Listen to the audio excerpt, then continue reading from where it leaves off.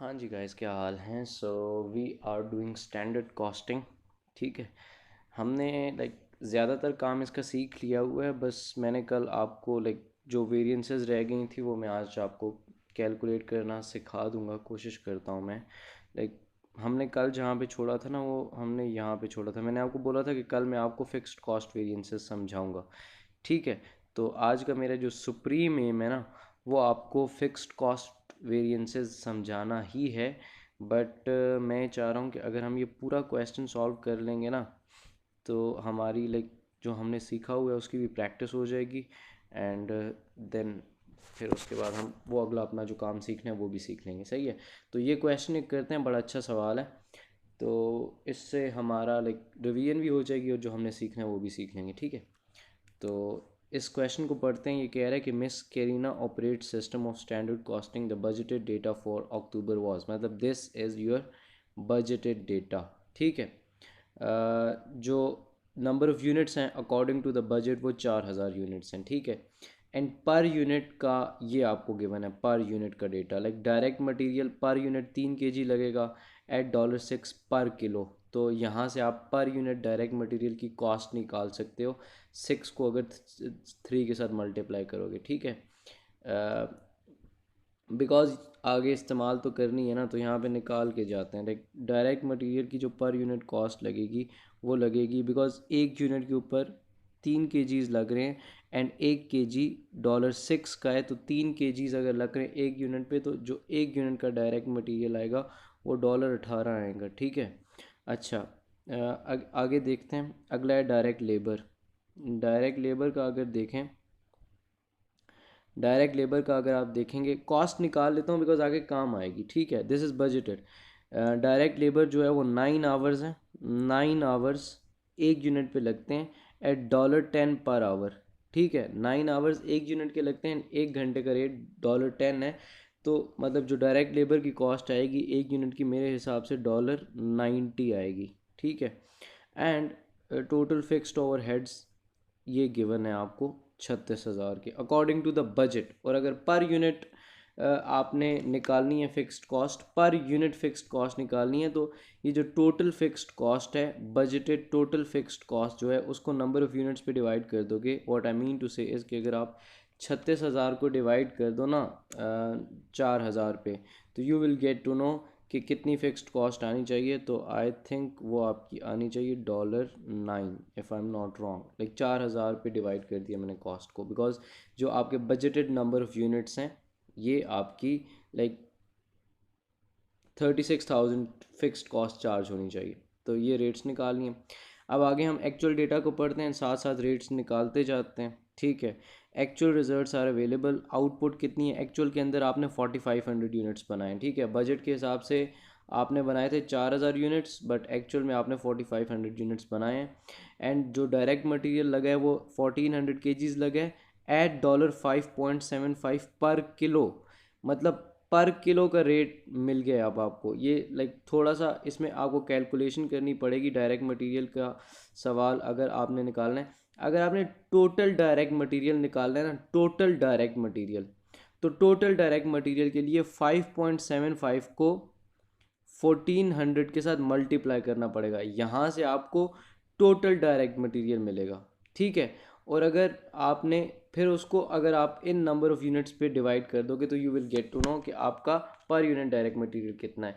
मैं ये कहना चाह रहा हूँ कि अगर आपको टोटल डायरेक्ट मटेरियल चाहिए, total direct material, total direct material अगर आपको चाहिए एक्चुअल का, तो what you have to do, you have to multiply this 5.75 multiply करना है इसके साथ 14,000 kgs के साथ। ठीक है।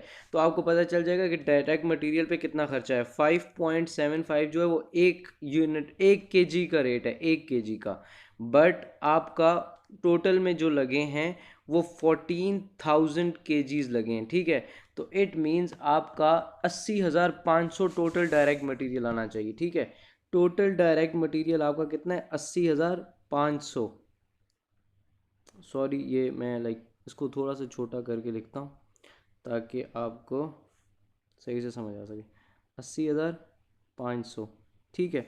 But per unit direct material कितना है? Per unit direct material per unit अगर आपने निकालना है, पर यूनिट, तो वैसे पर यूनिट आपको चाहिए नहीं, बट मैं आपको समझाने के लिए पर यूनिट का बता देता हूँ। पर यूनिट अब आप अगर ये जो आपका टोटल है, टोटल 80,500, इसको डिवाइड करोगे ना 4500 यूनिट्स पे, बिकॉज ये जो है ना, ये टोटल ये कितने यूनिट्स का है, ये 4500 यूनिट्स का है, और अगर आपको एक यूनिट का चाहिए तो आप इस 80,500 को 4500 पे डिवाइड कर दोगे। तो 80,500 को लाइक आंसर को डिवाइड कर दूँ मैं, ये जो आया है 80,500, इसको डिवाइड कर दूँ 4500 यूनिट्स के साथ, तो मुझे पता चल जाएगा कि एक यूनिट पे है वो लगा है 17.8 का। ठीक है, 17.8। अच्छा, अब बात करते हैं डायरेक्ट लेबर की। डायरेक्ट लेबर लगा है इतने आवर्स, 37,000 आवर्स लगे एट $10.5 पर आवर। तो टोटल डायरेक्ट लेबर कितना लगा होगा? टोटल डायरेक्ट लेबर मैं इधर लिखता हूँ, लाइक इस पेज पे लिखता हूँ, टोटल डायरेक्ट लेबर कितना लगा होगा? Total direct labour, total direct material की जो कॉस्ट आई है वो यहाँ पे लिख लेते हैं, डायरेक्ट मटेरियल पर यूनिट यहाँ पे लिख लेते हैं। ठीक है,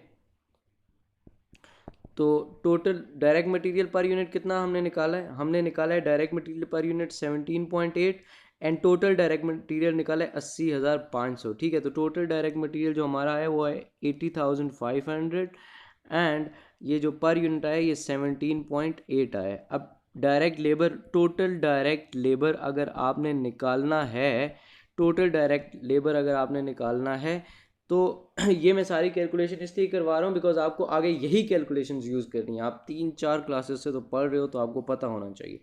तो अगर आपने लाइक टोटल डायरेक्ट लेबर निकालना है, तो बिकॉज आपको करना पड़ेगा, ये सारा मिटा देता हूँ, आपको ये करना पड़ेगा कि यार एक मिनट, ओह ये बजट नहीं मिटाना चाहिए था, चलो ये सही है। ओके, सो बेसिकली अगर आपने ये करना है कि यार टोटल डायरेक्ट लेबर निकालना है, तो टोटल 4500 यूनिट्स के ऊपर 37,000 आवर्स लगे हैं, एंड एक आवर का रेट दिया 10.50। अगर आप टोटल डायरेक्ट लेबर निकालना चाहो तो 37,000 को मल्टीप्लाई कर दोगे 10.5 के साथ। तो अगर मैं 37,000 को मल्टीप्लाई करूँ 10.5 के साथ, 10.50 है ना, तो 10.5 के साथ मल्टीप्लाई करूँ तो 388,500 बनता है। ठीक है, 388,500 ये मेरा टोटल आया है। अब अगर मैं इसी को डिवाइड कर दूँ 4500 यूनिट्स के साथ, तो मुझे पता चल जाएगा कि मेरी पर यूनिट कितनी है। लाइक इसको मैं अगर, व्हाट आई मीन टू से इज कि ये मेरा टोटल डायरेक्ट लेबर है। ठीक है, टोटल डायरेक्ट लेबर मेरा कितना है? 388,500। ठीक है, डायरेक्ट लेबर पर यूनिट जो अगर मुझे चाहिए, डायरेक्ट लेबर पर यूनिट, तो वो मुझे क्या करना पड़ेगा? देखो, ये खर्चा आया है 388,500 कितने यूनिट्स पे? 4500 यूनिट्स पे। ठीक है, अब एक यूनिट का अगर ख़र्चा मुझे निकालना है तो इस आंसर को 4500 पे डिवाइड करना पड़ेगा। तो अगर इसको मैं डिवाइड कर दूं 4500 पे, तो मुझे पता चल जाएगा कि एक यूनिट पे जो डायरेक्ट लेबर का ख़र्चा है वो 86.3 आया है। ठीक है, 86.3, दिस इज़ ऑल एक्चुअल। ठीक है, मैं यहाँ पे ऊपर लिख भी देता हूँ, ये सारा एक्चुअल का हमने लाइक वर्किंग करी है। ठीक हो गया। अब आगे सवाल को पढ़ते हैं एंड सीन देखते हैं कि क्या होता है। अब वो ये कह रहा है कि टोटल फिक्स्ड कॉस्ट जो आई है आपकी, टोटल फिक्स्ड कॉस्ट जो आई है वो 40,000 है। अब अगर आपने पर यूनिट फिक्स्ड कॉस्ट निकालनी है तो इस 40,000 को डिवाइड करना पड़ेगा 4500 पे, तो आपको पर यूनिट फिक्स्ड कॉस्ट मिल जाएगी। ठीक है, तो पर यूनिट फिक्स्ड कॉस्ट के लिए क्या करेंगे? पर यूनिट फिक्स्ड कॉस्ट के लिए आप इसको उस पर लाइक 40,000 को डिवाइड करोगे 4500 के साथ, तो आपको पर यूनिट फिक्स्ड कॉस्ट मिल जाएगी, बट अगर वो चाहिए होगी तो हम निकाल लेंगे उधर से। ठीक है, अब मैं सवाल पढ़ता हूँ आगे। ये जो लाइक नेसेसरी वर्किंग थी ये सारी मैंने आपको यहाँ पे करके दिखा दी हुई है। ठीक है, अच्छा जी, अब वो कह रहा है सबसे पहले पार्ट में हम रिवीजन करें, इसलिए मैं जल्दी जल्दी करूँगा। Total direct material variance, total direct material variance निकालो। तो if you want to find total direct material variance, तो टोटल डायरेक्ट मटेरियल वेरिएंस होती है flexed DM minus actual DM. ठीक है, flex direct material minus actual direct material. अच्छा जी, अब फ्लेक्स डायरेक्ट मटेरियल कैसे निकालोगे? फ्लेक्स डायरेक्ट मटेरियल के लिए वी नो दिस थिंग कि हम रेट ये वाला यूज़ करेंगे, ठीक है, ये वाला रेट यूज़ करेंगे, 3 × 6 $18 पर यूनिट डायरेक्ट मटेरियल का। बट कितने यूनिट्स के साथ मल्टीप्लाई करेंगे? वो हम 4000 यूनिट्स के साथ मल्टीप्लाई करेंगे तो बजटेड डायरेक्ट मटेरियल आएगा। हमें बजटेड नहीं चाहिए, हमें फ्लेक्स्ड चाहिए। तो फ्लेक्स्ड के लिए हमें इस 18 को मल्टीप्लाई करना पड़ेगा एक्चुअल नंबर ऑफ यूनिट्स के साथ, जो कि 45,000 है, ठीक है। तो 18 को अगर मैं 45 के साथ, लाइक 18 को मल्टीप्लाई करूँ 4500 के साथ, तो मुझे पता चल जाएगा कि 81,000 मेरा खर्चा होना चाहिए था 9700 नहीं, 4500 यूनिट्स बनाने में, ठीक है। लाइक मेरा जो खर्चा होना चाहिए था वो फ्लेक्स डायरेक्ट मटेरियल के अकॉर्डिंग लाइक 81,000 होना चाहिए था। बट एक्चुअल डायरेक्ट मटेरियल मेरा कितना लगा है? एक्चुअल डायरेक्ट मटेरियल हमने यहाँ पे निकाला है, ये हमने सारी वर्किंग करी हुई है। देखो ये एक्चुअल डायरेक्ट मटेरियल लगा है टोटल में इतना 80,500 का, ठीक है। 81,000 लगना चाहिए था, बट लगा कितना है? 80,500। इट मीन्स हमने यहाँ पे 500 फेवरेबल कमाए हैं, ठीक है, 500 फेवरेबल। ये हमारा आंसर है। इसमें कोई मसला हो तो यू कैन आस्क, ठीक है। अच्छा, same is the case with direct labour. Direct labour के लिए भी what you have to you do is flexed direct labour minus actual direct labour, ठीक है। अब फ्लेक्स डायरेक्ट लेबर क्या है? फ्लेक्स डायरेक्ट लेबर अगर आपने निकालना है तो आपने ये बजटेड डेटा के रेट्स को यूज़ करना पड़ेगा। सॉरी यार, ये बार बार इस तरह से हो रहा है, बट ये है कि फ्लेक्स्ड के लिए अगर आपने निकालना है तो फ्लेक्स्ड के लिए आपको जो यूज़ करना पड़ेगा वो ये डेटा यूज़ करना है, रेट ये यूज़ करना पड़ेगा। मतलब 9 × 10 = 90, बट उस 90 को आप मल्टीप्लाई करोगे, 9 आवर्स लगते हैं एक यूनिट पे, एंड एक यूनिट का अकॉर्डिंग टू योर बजट जो रेट है वो 10 पर आवर है। तो 9 घंटे के लिए जो कॉस्ट आएगी वो $90 आएगी। तो डायरेक्ट लेबर 90 पर यूनिट है, ठीक है। मतलब व्हाट आई मीन टू से इज़ कि 90 पर यूनिट है। यार ये पेंसिल को क्या हो गया आज?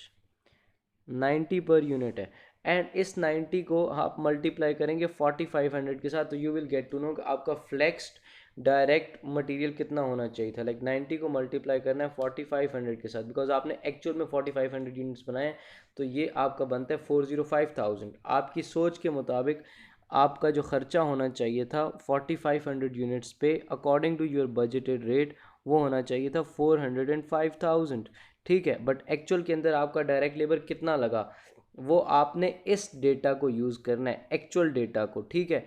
वो हमने यूज़ करके निकाला हुआ है, ठीक है, वर्किंग करके रखी थी मैंने डायरेक्ट लेबर की, ये लगा है 388,500, ठीक है। आपने सोचा कितना था? आपका 405,000 लगेगा, बट आपका लगा 388,500।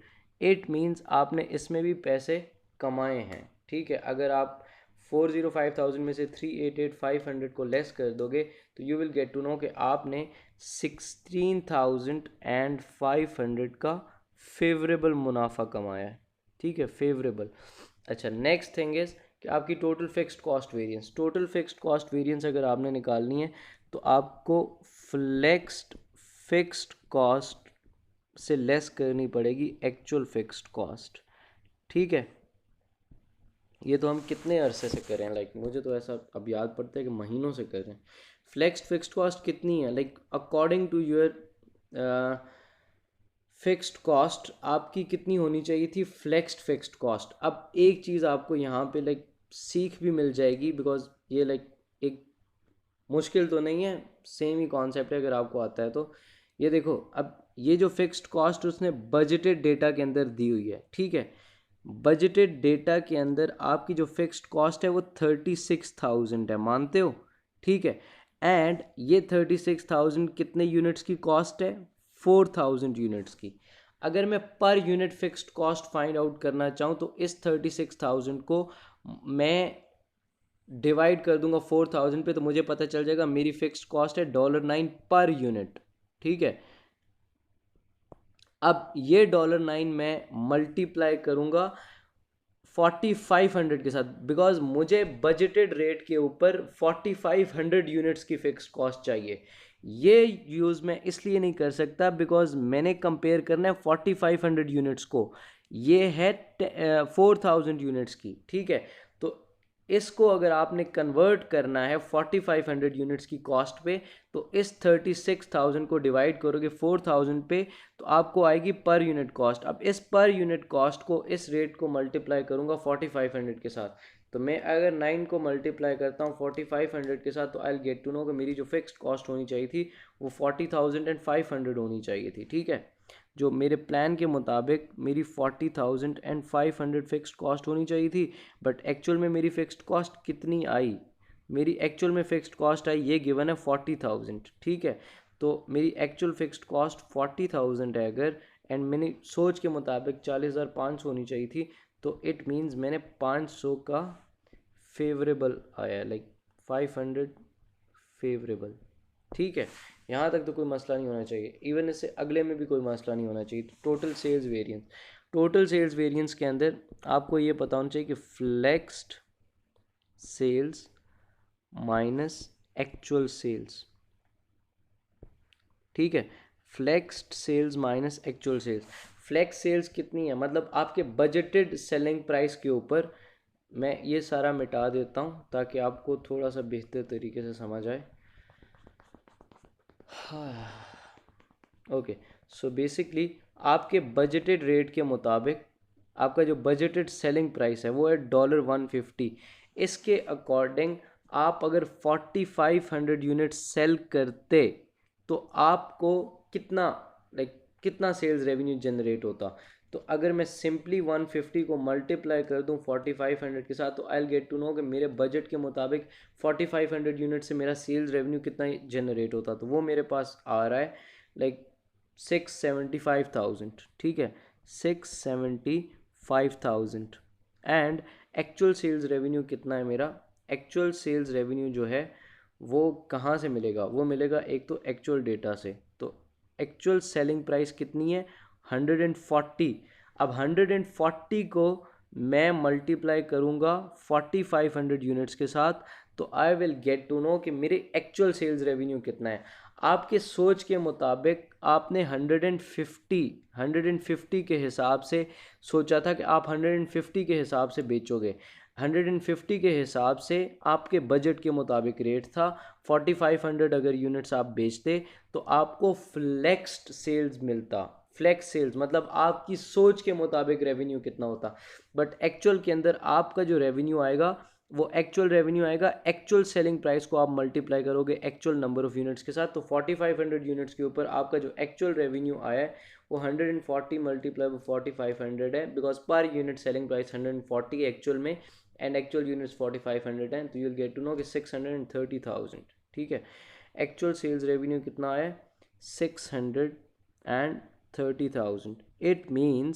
इट मीन्स कि आपका इसके अंदर 45,000 का नुकसान हुआ है। 45,000 अनफेवरेबल। बिकॉज अनफेवरेबल क्यों?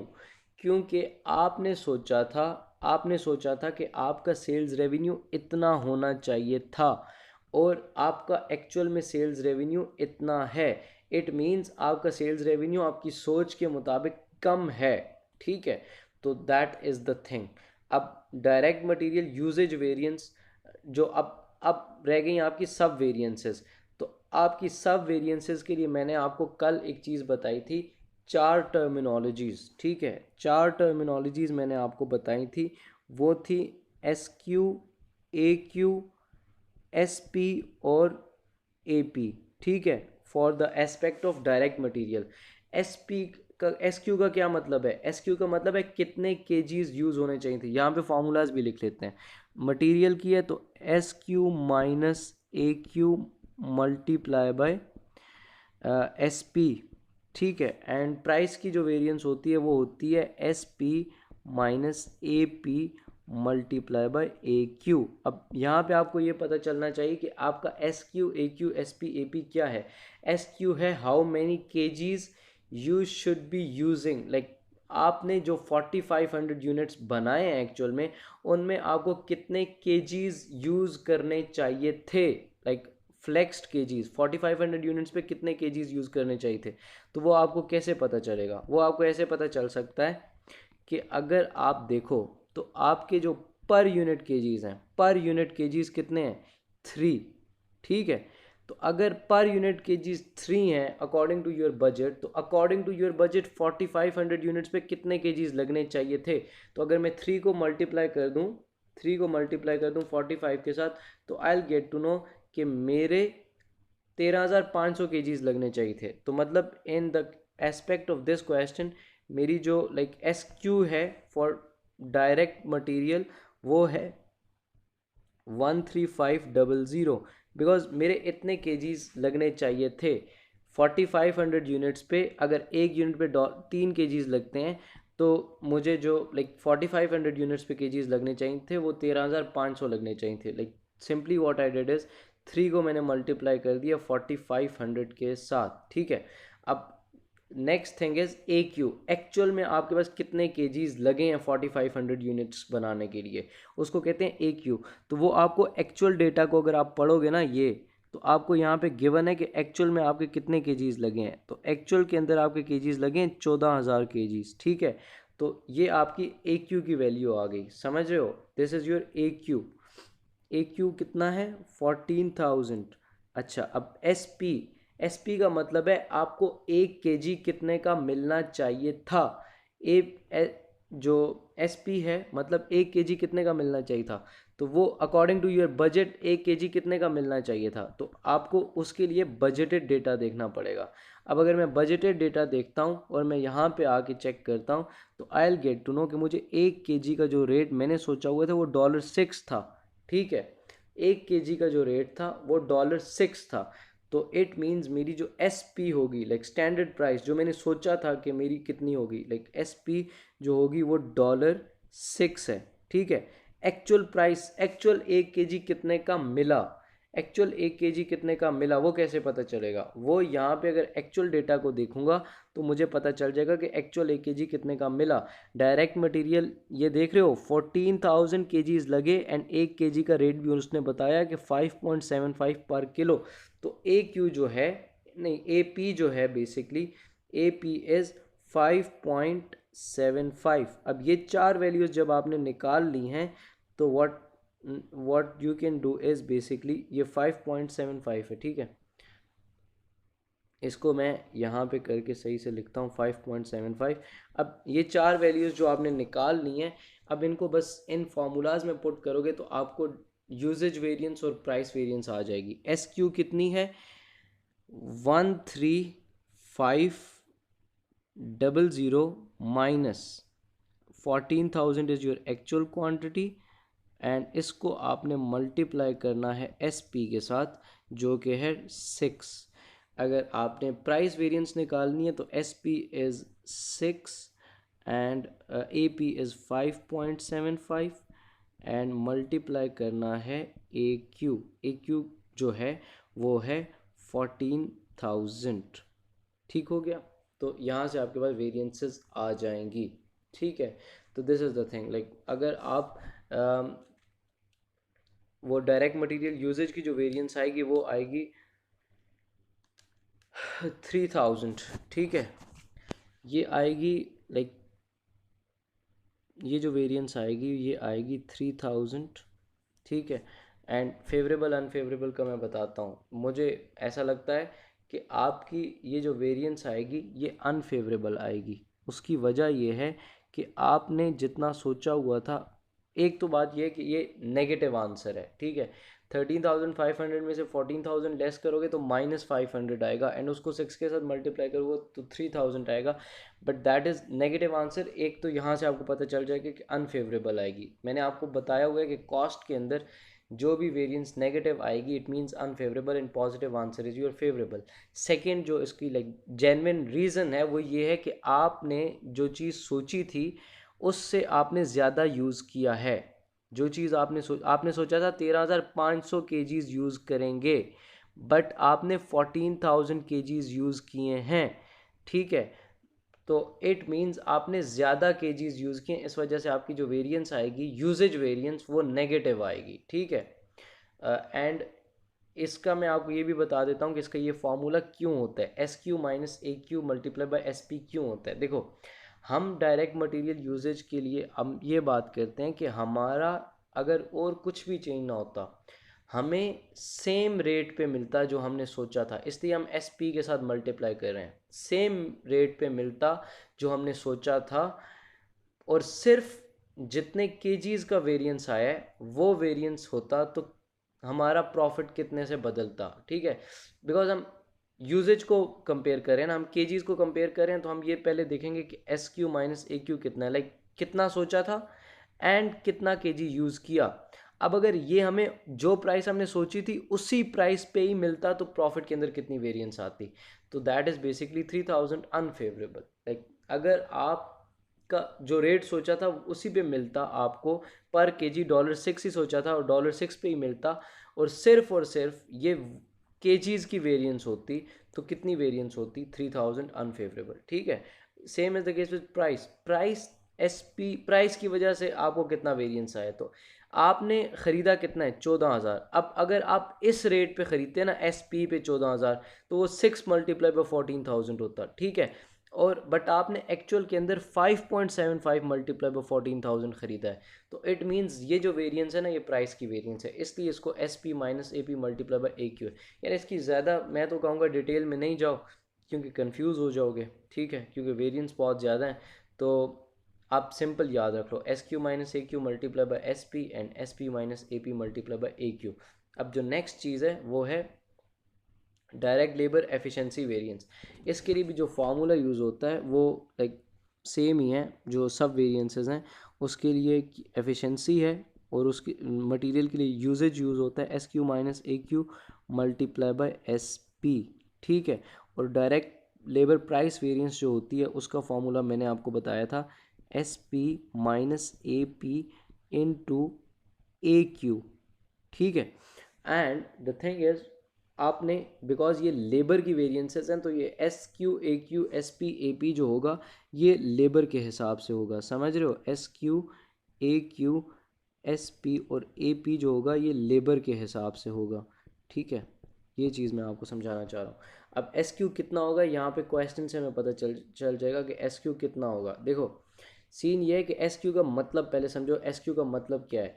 आपके डायरेक्ट मटेरियल का अगर एस क्यू निकालना है ना, तो इट मीन्स कि आपके कितने केजीज लगने चाहिए थे। अब अगर डायरेक्ट लेबर का एस क्यू निकालना है, तो इट मीन्स आपके कितने घंटे लगने चाहिए थे। अब आपके बजट के मुताबिक 9 आवर लगने चाहिए थे एक यूनिट को बनाने में, तो इट मीन्स 4500 यूनिट्स को बनाने में कितने घंटे लगने चाहिए थे।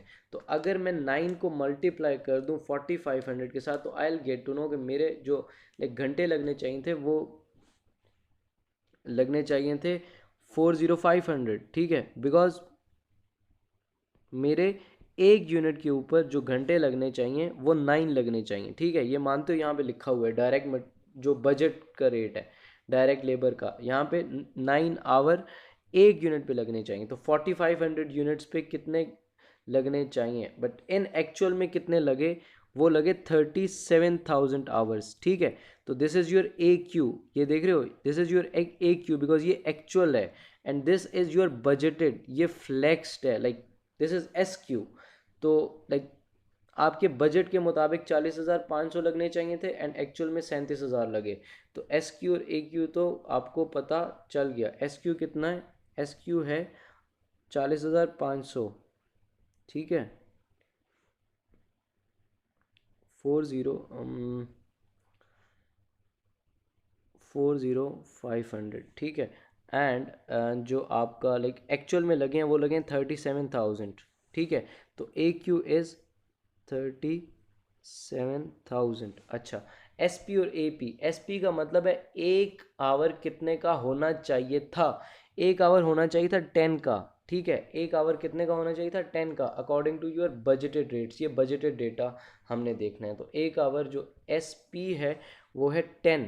अब ए पी निकालना पड़ेगा, मैंने मेरे ख्याल में निकाला भी था एट द स्टार्ट, बट ये है कि मैं आपको दोबारा बताता हूँ कि कैसे निकाला था। देखो ये बल्कि गिवन भी है 10.5 पर आवर, एक्चुअल में आपको लगा 10.5 पर आवर, आपकी सोच के मुताबिक 10 लगना चाहिए था, that is S P, and A P is actual price जो आपकी पर घंटा चार्ज हुई है, तो 10.5, ठीक है। तो A P is basically 10.5 if you are unaware of it, तो ए पी इज 10.5। अब सिंपली आपने ये चार वैल्यूज़ जब निकाल ली हैं तो इनको आपने यूज़ करना है इन फार्मूलाज के अंदर, इन वेरिएंसेस फाइंड आउट कर लेनी है। एस क्यू कितनी है 40.100, ठीक है, और माइनस करना है इसमें से ए क्यू विच इज़ 37,000 एंड उसको मल्टीप्लाई करना है आपने एस पी के साथ विच इज़ 10। एंड अगर आपने प्राइस डायरेक्ट लेबर की प्राइस की वेरिएंस निकालनी है तो आपको 10 माइनस 10.5 करना है and multiply by A Q करना है, एक्चुअल क्वांटिटी विच इज़ 37,000, ठीक है। तो आपको पता चल जाएगा कि प्राइस की वजह से क्या वेरिएंस आई है। अब जो चीज़ मैंने आपको समझानी है वो ये समझानी है कि सेल्स प्राइस वेरिएंस कितनी आती है एंड सेल्स वॉल्यूम वेरिएंस कितनी आती है। देखो ये जो आपने निकाली है ना सेल्स की वेरिएंस फ्लेक्स्ड माइनस एक्चुअल करके, ये जो वेरिएंस निकाली है, ये दो चीज़ें मैंने अभी आपको समझानी है, ठीक है। Give me like 10 minutes and 10 minutes के अंदर मैं आपको कंप्लीट सही करके समझा दूंगा दोनों वेरिएंसेस। अब डायरेक्ट टोटल सेल्स वेरिएंस जो आपने निकाली है वो मानते हो फ्लेक्स सेल्स को आपने सब्ट्रैक्ट किया एक्चुअल सेल्स के साथ, जिस तरह बाकी सब के साथ भी करते हैं, ठीक है। बट अब आपने इसकी गहराई में जाना है कि यार ये जो सेल्स वेरिएंस आपकी आई है,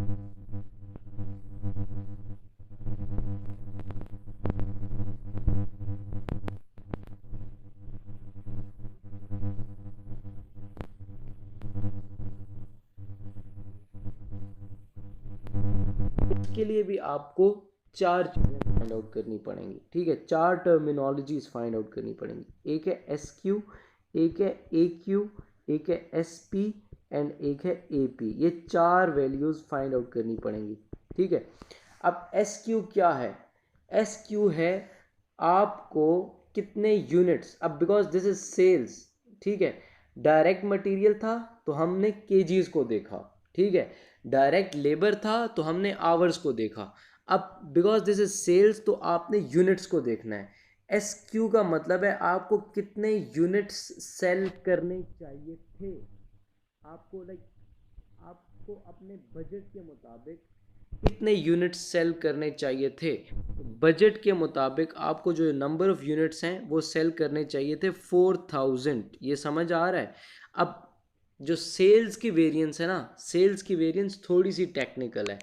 वैसे आप जब like S Q for direct material लेते थे ना तो आप इसकी लाइक इनमें से जो भी वैल्यू होती थी उसको मल्टीप्लाई करते थे एक्चुअल के साथ, ठीक है, ताकि आपको पता चल सके कि यार आपके नंबर ऑफ यूनिट्स कितने लगे हैं, लाइक कितने केजीज लगे हैं 4,500 यूनिट्स पे। बट अब because this is the sales variance, तो सेल्स वेरिएंस के लिए what you have to do, you have to choose जो आपकी एस क्यू होगी ना वो आपकी बजटेड सेल्स की यूनिट्स होंगी। 4,000 आप चाहते थे कि आप बेचो, ठीक है। एस क्यू जो होगा वो होगा आपका 4,000, ठीक है, बिकॉज आप ये चाहते थे कि आप 4,000 यूनिट्स बेचो, ठीक है। सेल्स वेरिएंस जो है ना ये थोड़ी सी लाइक टेक्निकल है, इसमें आपको थोड़े से लाइक बजट के हिसाब से चलना पड़ता है। बाकी में आपको फ्लेक्स्ड को देखना है, यहाँ पे आपको बजट को देखना है। तो सेल्स प्राइस वेरिएंस के लिए चार चीज़ें निकालनी है, S Q, A Q, S P और ए पी। ए क्यू का मतलब है आपने एक्चुअल में कितने यूनिट्स बेचे, यूनिट्स की बात कर रहा हूँ, तो 4,500 यूनिट्स बेचे। अच्छा, एस पी हमने सोचा था कितने की एक यूनिट बेचनी चाहिए थी, तो वो 150 है एंड ए पी इज़ 140। अगर आपको ये नहीं याद, मुझे याद है बिकॉज मैंने सवाल पढ़ा है, तो यहाँ पे एक गिवन भी है एक यूनिट कितने का बेचना चाहिए था। अगर आप ये देखो तो आपको सेलिंग प्राइस बजटेड गिवन है 150, ये देख रहे हो 150। This is like my budgeted selling price, एक यूनिट इतने का बेचना चाहिए था, बट एक्चुअल के अंदर आपने कितने का बेचा एक यूनिट। अगर आप एक्चुअल के अंदर एक यूनिट की बात करते हो तो what you have to see is this data. तो यहाँ पे आपको पता चल जाएगा कि आपने एक्चुअल में 140 का बेचा, तो this will be your S P, this will be your A P. This is not selling price, this is standard price, ठीक है। तो this is like in the aspect of that ratio, this is actual price, ठीक है। इतने का बेचना चाहते थे आप, इतने का बेचा आपने एक्चुअल में, इतने यूनिट्स आपने एक्चुअल में बेचे, एंड इतने यूनिट्स आप बेचना चाहते थे। ये जो सेल्स की वेरिएंसेस हैं इसमें आपने यही देखना है, ठीक है। तो यहाँ से अब आपने जो फार्मूलाज यूज़ करने हैं, जो आपने लाइक सेल्स प्राइस वेरिएंस अगर निकालनी है तो प्राइस की जो वेरिएंस होती है उसका फार्मूला होता है S P minus A P multiply by A Q, ठीक है। एंड सेल्स वॉल्यूम वेरिएंस अगर आपने निकालनी है तो आपको S Q minus A Q multiply by S P करना पड़ेगा, ठीक है। तो ये वेरिएंसेस के आप फार्मूलाज याद कर लो, ठीक है। डायरेक्ट मटेरियल और डायरेक्ट लेबर के लिए आपकी जो जो स्टैंडर्ड क्वांटिटी होगी या एक्चुअल क्वांटिटी होगी या एक्चुअल प्राइस और स्टैंडर्ड प्राइस होगी, वो according to the budgeted data like S Q जो होगा वो केजीज में होगा डायरेक्ट मटेरियल का। एस डायरेक्ट लेबर का जो एस क्यू ए क्यू होगा वो लेबर आवर्स में होगा, लाइक घंटों में होगा, आवर्स में होगा। अब बिकॉज ये सेल्स की वेरिएंस है तो सेल्स की जो वेरिएंस होती है वो यूनिट्स में होती है। तो इसके लिए जो आपने चीज़ यूज़ करनी है वो हमेशा यूनिट्स यूज़ करने हैं। आप कितने यूनिट्स बेचना चाहते थे, ठीक है, आपने कितने यूनिट्स बेचे, आपकी पर यूनिट सेलिंग प्राइस कितनी होनी चाहिए थी, आपकी पर यूनिट सेलिंग प्राइस कितनी है। अगर मैं डायरेक्ट लेबर पे देखूं तो आपको 4500 यूनिट्स बनाने के लिए कितने लेबर आवर्स लगने चाहिए थे, ठीक है। आपके एक्चुअल में 4500 यूनिट्स बनाने में कितने लेबर आवर्स लगे, एक लेबर आवर कितने का होना चाहिए था, एक लेबर आवर एक्चुअल में कितने का है।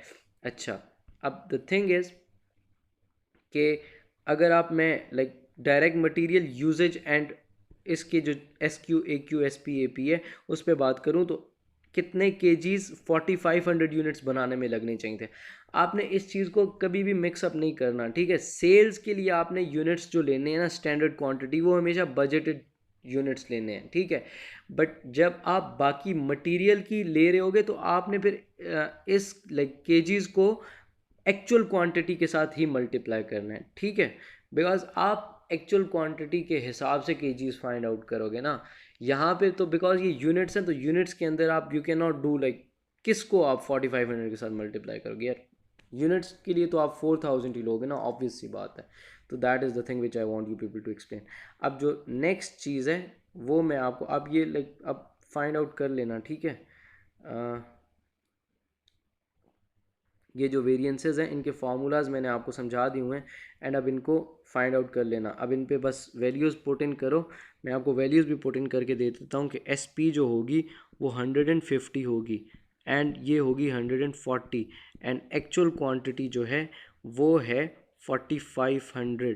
इट मीन्स आपका प्राइस की वजह से जो आया ना वेरिएंस वो 45,000 आया है। अब ये फेवरेबल है या अनफेवरेबल है। अगर आपका लाइक नेगेटिव, बिकॉज ये सेल्स की वेरिएंस है, इसमें अगर नेगेटिव आंसर होगा तो वो फेवरेबल होगा और अगर पॉजिटिव आंसर होगा तो आपका वो अनफेवरेबल होगा। ये तो आपका लाइक मैथमेटिकली मैंने आपको बता दिया। यहाँ पे आपका आंसर नेगेटिव आएगा या पॉजिटिव आएगा, मेरे ख्याल से ये पॉजिटिव आंसर आएगा बिकॉज 150 में से 140 माइनस करोगे तो 10 आएगा एंड 10 को 4500 के साथ मल्टीप्लाई करोगे तो 45,000 आएगा। तो this is like positive answer and this is the sales की वेरिएंस। तो ये जो है बहुत ज़्यादा गिचमिच बन गई हुई है यार, ये मैं यहाँ से मिटा रहा हूँ, ठीक है।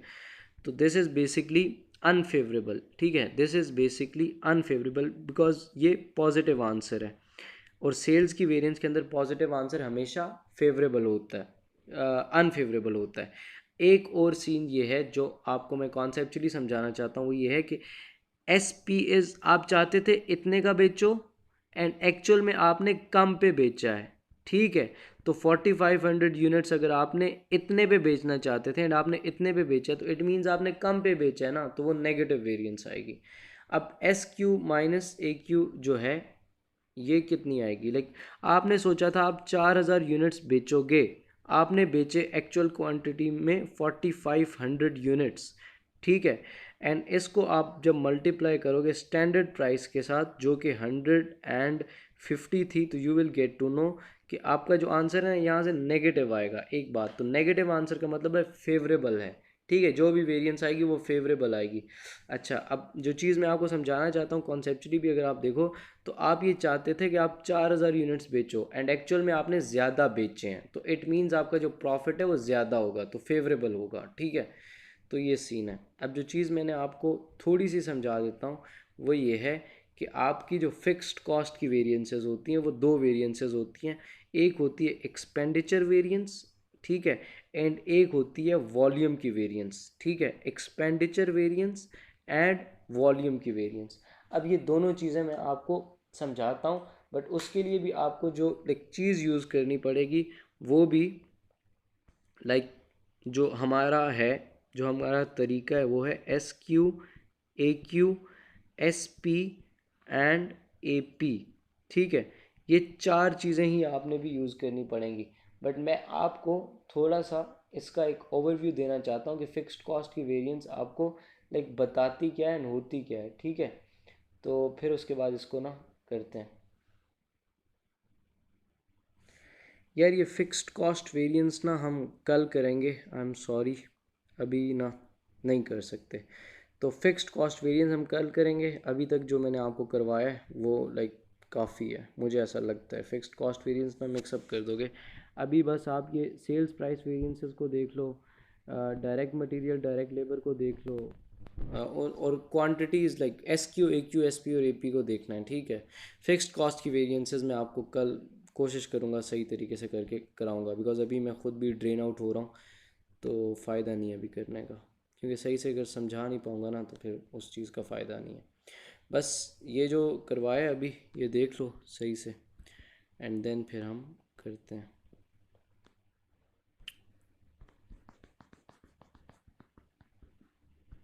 अगर कोई सवाल है तो पूछ लो।